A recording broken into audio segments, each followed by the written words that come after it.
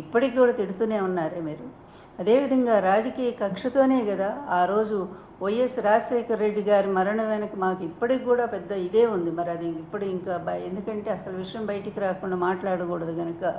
అదేవిధంగా ఇంకా చూసుకుంటా పోతే జగన్ గారి మీద మీ కక్ష సాధింపు ధోరణి ఎంత దారుణంగా ఉందండి. కేసు కాని కేసు, అసలు కేసే లేనటువంటి దాన్ని సోనియా గాంధీతో కలిసి మీరు ఆ రోజు ఎంత భయంకరంగా ఆ అబ్బాయి మీద, చిన్న అబ్బాయి, నా మిత్రుడు, నా స్నేహితుడు వైఎస్ రాజశేఖర రెడ్డి అని చెప్తారే, ఈ ఎంత పచ్చి అబద్ధం అండి. మీ మిత్రుడు స్నేహితుడు అయితే మీ మీద వైఎస్ రాజశేఖర రెడ్డి గారు మీ అవినీతి మీద ఆయన ఎందుకు కేసు పెట్టారండి అప్పుడు? అలాగే మీరు అంత గొప్ప మిత్రులైతే ఆయన కొడుకు ఆయన చనిపోయినాక ఇంకా మరి ఆ బిడ్డకు అండగా ఉండాలి కదా. అలాంటిది ఆయన మీద దొంగ కేసులు పెట్టించి ఒక లెటర్ రాయించి తర్వాత అందులో ఇంప్లీడ్ అయ్యి కేసులో ఆ కేసును భయంకరంగా 16 నెలలు జైల్లో పెట్టించి ఇదంతా కక్ష సాధింపు కదా. ఈరోజు ఏంటండి, మీరు రాకముందే, ఇంకా ప్రభుత్వం ఏర్పాటు కాకముందే ఎన్ని హత్యలు జరిగినాయండి. వినుకొండలో పాప మా ముస్లిం అబ్బాయిని అతి దారుణంగా, రాషిద్ అనుకుంటా పేరు, అబ్బాయి పేరు రషీద్, ఆ అబ్బాయిని ఘోరంగా చేతులు నరికి, అబ్బా అసలు ఇప్పటికి కూడా దుఃఖం వస్తుంది నిజంగా ఆ దృశ్యము తలుచుకుంటేనే. అలా అంత భయంకరమైన హత్యలు ఎవరి టైంలో చెలరేగిపోయినాయండి. అప్పుడు కూడానండి 95లో 96లో జరిగిన రాయలసీమలో హత్యలు ఒకేసారి 14 మందిని హత్య చేశారు. ఆ అబ్బాయి పేరు నేను చెప్పను. అంతమందిని హత్య చేసిన అతను వెనకున్నది ఎవరు? మీరే కదా. అదేవిధంగా ఇప్పుడు కూడా మీ వాళ్ళు చెలరేగిపోయి తెలుగుదేశం వాళ్ళు పాత కక్షలన్నీ కూడా కడుపులో పెట్టుకొని హత్యా రాజకీయాలకి పూర్తిగా తెగబడితే మీరు నాకు అసలు ఏమంటవా, నాకు కక్ష సాధింపు లేదా, నీ కొడుకు చేస్తుంది ఏంటయ్యా? రెడ్ బుక్ రాజ్యాంగం కదా. ఎక్కడికక్కడ అందరినీ కూడా సోషల్ మీడియా వర్కర్స్ అందరినీ కూడా ఎందుకు అరెస్ట్ చేస్తున్నారు? అదేవిధంగా మాట్లాడితే ఒక సిద్ధాంతపరంగా విమర్శలు చేస్తే విమర్శలు సిద్ధాంతపరంగా ఎదుర్కోండి. అది చేతగాక వాళ్ళ మీద కేసులు పెట్టడమా, వాళ్ళని తీసుకుపోయి జైల్లో లేని అక్రమ కేసులని. నిన్న హైకోర్టు ఏం చెప్పింది? మీరు చేస్తున్న తప్పుడు విధానాలని చెప్పిందా లేదా? పోలీసుల్ని మీ చేతిలో ఒక కీలుబొమ్మలాగా చేసుకొని ఇష్టం వచ్చినట్టుగా ఈరోజు చేస్తూ ఉన్నారే. ఇది అసలు పరిపాలన అంటారా? ప్రజాస్వామ్యం అని అంటారా? ఇది ఒక రాక్షస పాలనలాగా లేదా? ఒక నిరంకుశ విధానం లేదా? మీకు మీరు కితాబులు ఇచ్చుకొని మీ మీడియాలో మీరు పొగిడించుకుంటే సరిపోయిందా? ప్రజల చేత అనిపించండి మీరు ఎంత న్యాయంగా ఈ రాష్ట్రాన్ని పరిపాలిస్తున్నారనేది. ఎంత దారుణం అండి. ఆడపిల్లల మీద ఇప్పటి వరకు దాదాపు 350 మంది ఆడపిల్లల మీద ఇన్ని అత్యాచారాలు, ఇన్ని రకాల మర్డర్లు, హత్యలు కూడా జరిగితే వాటి గురించి ఎవరినైనా తెలుగుదేశం వాళ్ళు అరెస్ట్ చేశారండి? మీరు అసలు ఎవరినైనా అరెస్ట్ చేశారా మీ వాళ్ళని? మరి అదేవిధంగా ముస్లిం అబ్బాయిని అంత ఘోరంగా చంపిన ఆ హంతకులు ఎక్కడున్నారు చెప్పండి? జైల్లో ఉన్నారా వాళ్ళు? మరి ఇదంతా కూడా కక్ష రాజకీయాలు కాదా? మీరు ప్రేరేపిస్తుంది, మీ కొడుకు ప్రేరేపిస్తుంది కదా. మీ కొడుకు ప్రోత్సాహంతోనే ఇచ్చలవిడిగా అతను ఎలక్షన్స్ ముందే చెప్పాడు, మీరు ఒక్కొక్కళ్ళు 30, 40 ఎన్ని అయినా సరే నేరాలు చేయండి, చేసి నా దగ్గరికి రండి, మీకు పోస్ట్ ఇస్తాను. దానివల్ల కదా రెచ్చిపోయింది. ఎవరైనా సరే రాజకీయ పార్టీల్లో ప్రజాస్వామ్య వ్యవస్థలో ఉండేటువంటి వ్యక్తులు ఇలాంటి మాటలు చెప్తారా? వాళ్ళని నేరస్తుడిగా అంగీకరించాలా లేదా? అతని మీద ఎన్ని కేసులు పెట్టాలి?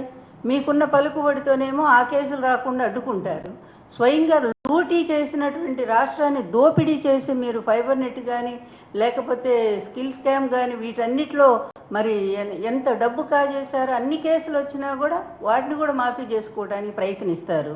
ఇన్ని నేరాలకు, ఇన్ని రకాలైనటువంటి అవినీతికి అడ్డాగా మారినటువంటి మీరు, మీ కొడుకు ఇద్దరు కూడా ఈరోజు నీతులు చెప్తారా ప్రజలకి? ముందు ప్రజలకు న్యాయం ఎలా చేయాలో అది ఆలోచించండి.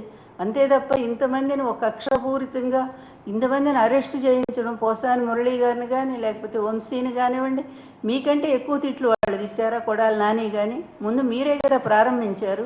భయంకరమైన తిట్లు మీరు ప్రారంభించారు. వాళ్ళ కుటుంబాల మీద దాడి చేశారు, వాళ్ళ మహిళల్ని రోడ్డుకి ఇడ్చారు.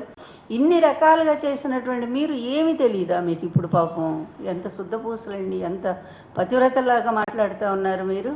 అందువల్ల మీ నేరాలు, ఘోరాలు అన్నీ కూడా ప్రజలందరికీ తెలుసండి. అందువల్ల పరిపాలన చేతగాక ఒక అసమర్థులైనటువంటి మీరు, మీ కొడుకు ఇద్దరూ కూడా ఈరోజు దారుణంగా డైవర్షన్ పాలిటిక్స్కి ఎక్కడికక్కడ ఒక్క పథకంలోనైనా జగన్తో పోటీగా మీరు నిలబడండి చూద్దాం. ఒక్క పథకంలోనైనా. నిన్నే కదా మీరు అనౌన్స్ చేశారు ఆయన దిశ యాప్ని తీసుకొచ్చి శక్తి అంట. ఏమన్నా సిగ్గుందా అసలు చంద్రబాబు? నీ 45 ఏళ్ల ఇండస్ట్రీ అనేది ఇందుక పనికొచ్చేది? కాపీ కొట్టడానిక? అంటే అప్పుడు పరీక్షల్లో కూడా ఇలా కాపీ కొట్టి పాస్ అయిపోయి ఉంటారేమో. అలాగే నిన్న అచ్చెన్నాయుడు ఒక మాట అన్నాడు, ఏంటి, నెల తక్కువ బాలుడంట. జగన్ గారిని ఉద్దేశించి నెల తక్కువ బాలుడు కనుకనే ఈ విధంగా చేస్తున్నాడని ఏదో మాట్లాడాడు అచ్చెన్నాయుడు. అదే నేను అడుగుతా ఉన్నా, నెల ఎక్కువగా పుట్టావా నువ్వు అచ్చెన్నాయుడు? నువ్వను లోకేష్ ఇద్దరు కూడా ఓ నెల ఎక్కువ, 11 నెలలకు పుట్టారా, అందుకనే అంతంత భారీ శరీరాలు వచ్చినాయా మీకు? మరి అంతే అనాల్సి వస్తుంది. నెల తక్కువ అబ్బాయి అయితే నెల ఎక్కువ మీరు పుట్టారేమో మరి, అందుకని ఇన్ని నేరాలు ఘోరాలు చేస్తున్నారు. నెల తక్కువ పుట్టినా లేకపోతే ఆయన సరిగ్గానే పుట్టినా కూడా ఆయన చేసినంత మంచి పరిపాలన రాష్ట్రంలో ఒక సువర్ణ అధ్యాయం. అది రాజకీయ చరిత్రలోనే, భారతదేశ రాజకీయ చరిత్రలోనే జగన్ గారి పరిపాలన ఎన్టీఆర్ని, రాజశేఖర రెడ్డి ఇద్దరినీ కూడా మించిపోయిందని చెప్పి గొప్ప గొప్ప విశ్లేషకులే మాట్లాడారు. మీరు ఒక్కసారి మేధావులు కనుక్కోండి. ఈ మేధావులు ఒక వర్గానికి సంబంధించిన, ఒక్కలానికి సంబంధించిన మేధావులు కాదు, వాళ్ళు రెండు వైపులా మాట్లాడారు. తెలుసు, జయప్రకాష్ నారాయణ లాంటి వాళ్ళు కూడా ఆయన ముందు పొగిడారు, మళ్ళీ వచ్చి ఎలక్షన్ టైంలో వాళ్ళకు అనుకూలంగా మాట్లాడారు. ఈ 2 నాలుకల మేధావులు మనకు వద్దండి. నిజమైనటువంటి మేధావులను కనుక్కోండి. ఈ అవకాశవాద రాజకీయాలు కాకుండా నిష్పక్షపాతంగా ఈ రాష్ట్రానికి అన్ని వర్గాలకి, పేద వర్గాలకి, విద్యార్థి వర్గాలకి ఎడ్యుకేషన్ కానీ లేకపోతే వైద్యం కానీ అన్ని రంగాలకి సమన్యాయం చేసి పరిశ్రమలను భారీగా తీసుకొస్తే ఈరోజు మొత్తం పరిశ్రమలు రాష్ట్రం నుంచి వెళ్ళిపోయేటట్టు మీ రెడ్ బుక్ రాజ్యాంగాన్ని రూపొందించుకున్నారు. ఎటుపోతుంది? మీకు ఆంధ్రప్రదేశ్ మీద గౌరవం లేదు, ప్రజల మీద అస్సలు ప్రేమ లేదు. మీకు కావాల్సిందల్లా మళ్ళీ అధికారాన్ని అడ్డం పెట్టుకొని ప్రత్యర్థి పార్టీల్ని లేకపోతే ప్రతిపక్షాలని పూర్తిగా ధ్వంసం చేయటము, మేమే ఎప్పటికీ ఉండాలా, నా కొడుకును మళ్ళీ ముఖ్యమంత్రిని చేసుకోవాలని ఒక ధ్యేయంతో మీరు ఈరోజు పరిపాలన సాగిస్తూ ఉన్నారు. అందుకని అవకాశం వస్తే జగన్ మీద మర్చిపోయి ఒక్కడి గుర్తు, హత్యా రాజకీయాలు నాకు తెలియదు అన్నారు కదా. జగన్ గారి మీద 2 సార్లు హత్య చేయించే ప్రయత్నం చేసింది ఎవరండి? మీరేగా, మీ ప్రభుత్వంలోనే కదా. ఆ టైంలో కూడా ఎయిర్పోర్ట్లో అది ఏఎన్ఐ అనుకుంటా, ఆ రిపోర్ట్ ఇచ్చారు కదా వాళ్ళు, సో స్పష్టంగా ఇచ్చారు, ఇది హత్యా ప్రయత్నమే, కోడికత్తి అంటూ మీరు ఎగతాళి చేశారు. ఆ కోడికత్తి తగిలే గోదావరి జిల్లాలో ఒక అతను చనిపోయిన విషయం కూడా వెలుగులోకి వచ్చింది కదా. ఇంత దారుణంగా మోసం చేసి ఆయన ఎవరో హర్ష చౌదరి ఏదో ఉన్నాడు ఆయన పేరు అక్కడ వేరే ఎయిర్పోర్ట్లో, హర్షవర్ధన్ చౌదరి. ఆయన అప్పటికప్పుడు శ్రీనివాస్ అనే అబ్బాయిని ఏర్పాటు చేసి పంపించి హత్యా ప్రయత్నం, అది హత్యా ప్రయత్నమే అని చెప్పారు కదా, రిపోర్టే చెప్పింది. అలాగే మొన్న ఎలక్షన్ ప్రచారంలో జగన్మోహన్ రెడ్డి గారు అప్పుడు సీఎంఏ కదా ఆయన, మరి అప్పుడు సూటిగా రాయి వేయగలిగినటువంటి వాడిని ఒకరిని పట్టుకొచ్చి ఆయన కణతకు తగిలితే చనిపోతాడు 100%. అందుకు అట్లాంటి అబ్బాయిని పట్టుకొచ్చి అది చేయించింది ఎవరండి? పాపం మీకు హత్య రాజకీయాలు తెలియవండి, ఎంత నోట్లో వేలు పెట్టి కొరకలేనటువంటి పరిస్థితి అనుకుంటా మీది. ఇంత దుర్మార్గుడు అయినటువంటి నువ్వు ఇన్ని హత్యలను ప్రేరేపించావు, నాకు తెలియదా చంద్రబాబు? అసలు ఎన్టీఆర్ గారికి బ్రెయిన్ క్లాట్, ఆయన చనిపోతారని తెలిసి కూడా కావాలని ఆయనకు అంత ప్రెషర్ చేయించి ఆయన అధికారాన్ని లాగించి చెప్పులేసి ఘోరంగా అవమానం చేసి చివరికి ఆయన మరణానికి కారకులు ఎవరయ్యా? కత్తితో పొడిస్తే హత్య కాదు, ఈ విధంగా మరణానికి ప్రేరేపించడం కూడా గొప్ప హత్య క్రిందకే వస్తుంది. అలాంటి నువ్వు ఈరోజు కబుర్లు చెప్తా ఉన్నావు. జగన్మోహన్ రెడ్డి గారిని చంపించడానికి అడుగడుగునా నువ్వు డైరెక్ట్గానే అన్నావు, ఇదిగో జగన్ నిన్ను చంపితే ఏం చేస్తావు, నీకెవరు దిక్కని నువ్వు అడిగావా లేదా? ఓపెన్గా పోలీసుల మీద అటాక్ చేయించింది ఎవరు? అదిగో చంపండి, వెళ్ళండి అంటూ పాపం ఒక పోలీస్ కన్ను కూడా పోగొట్టుకున్నాడే. ఇట్లాంటి నేరాలన్నీ చేయించింది ఎవరు? చంద్రబాబు. ఇంకా డైరెక్ట్గా చేసినాయి, ఇండైరెక్ట్గా చేసినాయి బోలెడు ఉన్నాయి. ఇలాంటి నేరాలకు కేర్ ఆఫ్ అడ్రస్ అయినటువంటి నువ్వు ఈరోజు నా 45 ఏళ్ల జీవితంలో హత్యా రాజకీయాలు నాకు దూరం అని అంటావా? మొత్తం చేయించిందే నువ్వు కదా. ఎన్టీఆర్ దగ్గర నుంచి ఇప్పటి వరకు కూడా వీలైతే జగన్ను కూడా లేకుండా చేయాలని నువ్వు చేస్తున్న ప్రయత్నాలన్నీ కూడా ప్రజలకి తెలుసు, అందరికీ తెలుసు. అందువల్ల ఇప్పటికైనా ఈ కుటిల బుద్ధి మానుకోవయ్యా.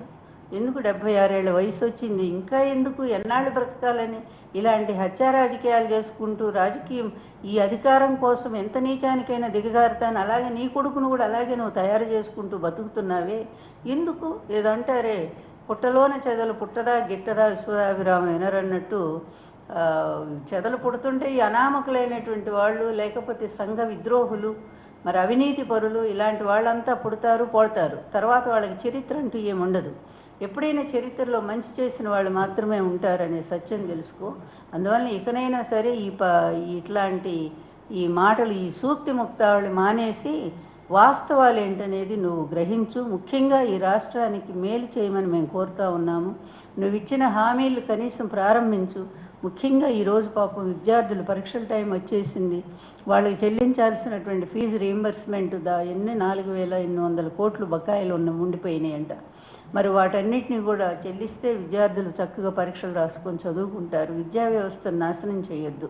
నువ్వు నీ నారాయణ కాలేజీల కోసం, ప్రైవేటు విద్యారంగం కోసం ఈ విధంగా అమాయకులైనటువంటి పేద పిల్లల్ని, ఎస్సీ, ఎస్టీ, బీసీలకు సంబంధించిన, అదేవిధంగా మిగిలిన అగ్రవర్ణాల్లో కూడా పేద వర్గాలైనటువంటి పిల్లలు చదువుకోలేక, ఫీజులు కట్టలేక అవస్థలు పడుతుంటే మహానుభావుడు రాజశేఖర రెడ్డి గారి టైంలో ఈ ఫీజు రీయింబర్స్మెంట్ పథకాన్ని తీసుకొస్తే దాన్ని సక్సెస్ఫుల్గా వైఎస్ జగన్మోహన్ రెడ్డి గారు అమలు చేశారు. అట్లాంటి ఆ గొప్ప సంస్కృతిని మనం ఇవ్వాల్సింది ఏంటి? విద్యే కదా. నీకంటే డబ్బులు ఉన్నాయి, బాగా సంపాదించావు, అందరి నోళ్ళు కొట్టి ఆ డబ్బుతో నీ కొడుకు సర్టిఫికెట్లు కొనుక్కుంటావు. కానీ ఈ పేద పిల్లలు ఎలా చదవగలరు? అందువలన వాళ్ళ కోసమైనా సరే ఎడ్యుకేషన్ ఎంకరేజ్ చేయాలి అని ఏదో నిన్న చెప్తా ఉన్నాడు నీ కొడుకు, పెద్ద ఉపన్యాసం. అందువలన ఊరికే మాటలు కాకుండా చేతల్లో చూపించమని చెప్పి మేము చెప్తా ఉన్నాం.